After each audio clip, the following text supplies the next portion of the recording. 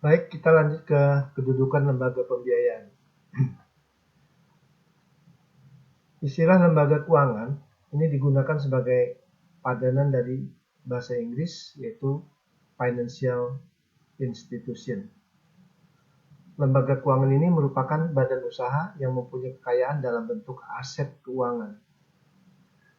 Lembaga keuangan ini adalah setiap perusahaan yang bergerak di bidang keuangan, menghimpun dana, menyalurkan dana, atau kedua-duanya, ya, menghimpun dan menyalurkan dana. Kegiatan yang dilakukan oleh lembaga keuangan selalu berkaitan dengan bidang keuangan. Apa kegiatannya hanya menghimpun dana, atau hanya menyalurkan dana, atau kedua-duanya, menghimpun dan menyalurkan dana. Fungsi utama sistem keuangan adalah mentransfer dana dari pihak yang mengalami surplus dana kepada pihak-pihak yang mengalami kekurangan dana, baik dari unit rumah tangga, badan usaha, maupun pemerintah. Perkembangan lembaga keuangan ini menawarkan berbagai jenis jasa keuangan seperti pemberian kredit, mekanisme pembayaran, transfer dana, penyimpanan, penyertaan modal, investasi dalam bentuk surat-surat berharga, program asuransi, dan program pensiun. Lembaga keuangan ini diklasifikasikan menjadi 3 kelompok besar, ya. Yang pertama ada lembaga keuangan bank, yang kedua ada lembaga keuangan non-bank, dan yang ketiga ada lembaga pembiayaan. Lembaga keuangan bank ini merupakan badan usaha yang melakukan kegiatan di bidang keuangan dengan menghimpun dana masyarakat dalam bentuk simpanan dan menyalurkannya kepada masyarakat dalam bentuk kredit atau bentuk lainnya dalam rangka meningkatkan hidup rakyat banyak. Lembaga keuangan bank ini diatur dalam Undang-Undang Nomor 7 Tahun 92 tentang perbankan, ya, junto Undang-Undang Nomor 10 Tahun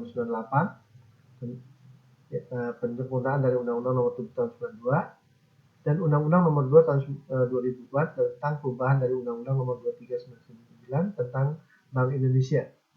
Ya, kemudian ada Peraturan Pemerintah Nomor 70/92 tentang Bank Umum, Peraturan Pemerintah Nomor 71 Tahun 92 tentang Perkreditan Rakyat, dan Peraturan Pemerintah Nomor 72 Tahun 92 tentang Bank Syariah. Dalam menjalankan kegiatan usahanya, Bank Umum maupun Bank Perkreditan Rakyat menetapkan 2 cara. Ya. Yang pertama cara konvensional, yang kedua cara prinsip syariah.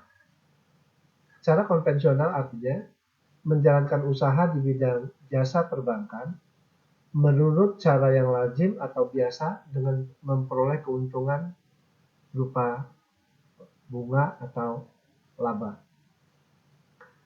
Prinsip syariah ini artinya menjalankan usaha di bidang jasa perbankan menurut aturan perjanjian berdasarkan hukum Islam dengan memperoleh keuntungan bukan berupa bunga.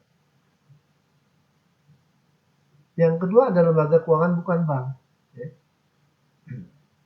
Dalam perkembangan sistem keuangan di Indonesia,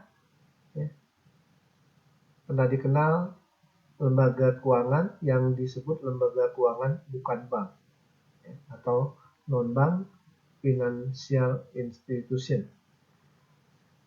Pendirian lembaga keuangan ini didasarkan pada Keputusan Menteri Keuangan Nomor 792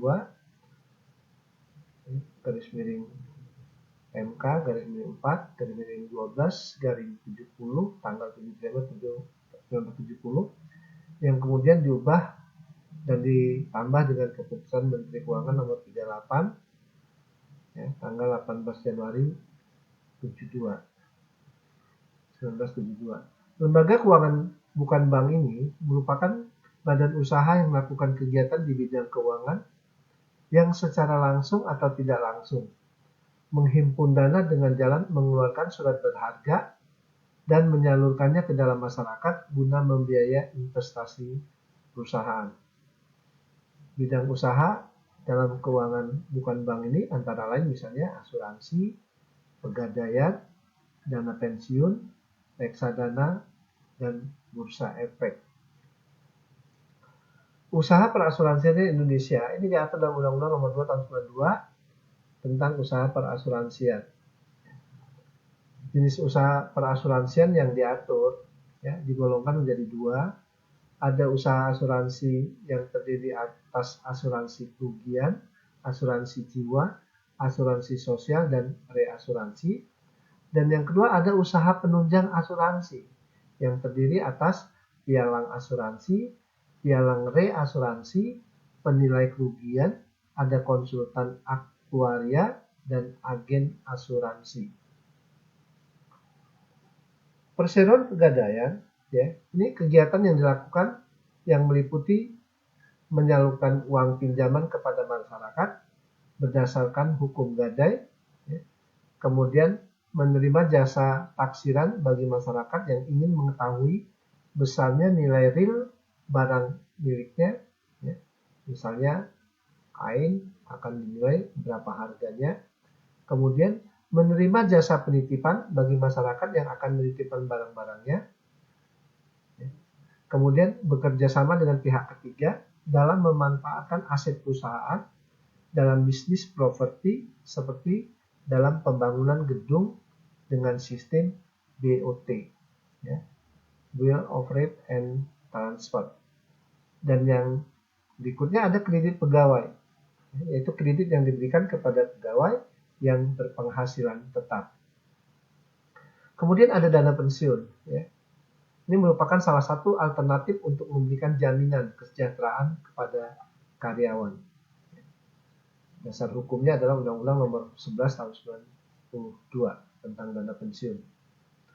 Kemudian ada yang namanya reksadana, ya. Ini diatur dalam Undang-Undang 8 Tahun 95 tentang pasar modal. Dijelaskan di situ bahwa reksadana adalah wadah yang dipergunakan untuk menghimpun dana dari masyarakat pemodal untuk selanjutnya diinvestasikan dalam portofolio efek oleh manajer investasi. Dan yang ketiga, lembaga pembiayaan. Lembaga pembiayaan adalah badan usaha yang melakukan kegiatan pembiayaan dalam bentuk penyediaan dana atau barang modal dengan tidak menarik dana secara langsung dari masyarakat, ya. Ini dasar hukumnya diatur dalam Kepres 61 tahun 88, Junto PP nomor 9 tahun 2009 tentang lembaga pembiayaan, ya. Sebagai perusahaan pembiayaan yang menjalankan kegiatan usaha di bidang lembaga pembiayaan, ini menurut ketentuan yang pertama dilarang menghimpun dana dari masyarakat secara langsung dalam bentuk giro, tabungan, atau deposito. Kemudian menerbitkan surat sanggup bayar kecuali sebagai jaminan atas utang kepada bank yang menjadi krediturnya, ya. Surat sanggup tersebut tidak dapat dialihkan dan dikuasai kepada pihak manapun, ya. Dan yang berikutnya memberikan jaminan dalam segala bentuknya kepada pihak lain.